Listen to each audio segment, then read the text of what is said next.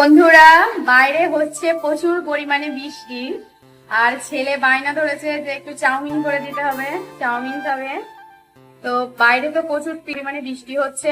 আমি ওই জন্য খাতা নিয়ে যাব দোকানে, গিয়ে একটা চাউমিনের প্যাকেট কিনে নিয়ে আসি। দোকান থেকে ডিম আর চাউমিন নিয়ে চলে এসেছি। চলো এবার চাউমিনটা তৈরি করা যাক। প্রথমে চাউমিনটা সিদ্ধ করতে হবে। হাঁড়িতে জল দিয়ে চাউমিনটা সিদ্ধ হতে বসিয়ে দিয়েছি। চাউমিনটা সিদ্ধ হতে থাক, ততক্ষণ ঝাল পেঁয়াজটা কেটে নিই। চাউমিনের ভিতরে অনেক সবজি দেওয়া যায়, কিন্তু আমার ছেলে কোনো সবজি দিলে একদমই খাবে না, তাই শুধু ওকে ডিম দিয়েই তৈরি করে দিই। এখানে চাউমিনটা সিদ্ধ হয়ে গেছে। এবার আমি জল দিয়ে এটা ভালো করে ধুয়ে নেব।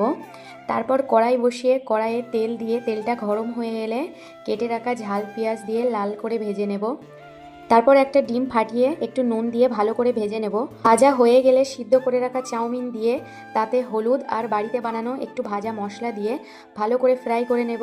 ওদিকে ছেলে বসে আছে খাবে বলে।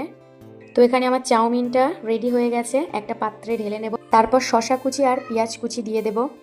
টমেটো সস বাড়িতে ছিল না, ওই জন্য আর দিতে পারিনি। তো এদিকে ছেলেকে খেতে দিয়ে দিয়েছি। খাওয়া হয়ে গেলে ওকে নিয়ে পড়তে বসিয়েছি, কারণ কাল আবার ওর পরীক্ষা আছে। সবাই আমার ছেলের জন্য দোয়া করবে যাতে ভালো করে পরীক্ষাটা দেয়।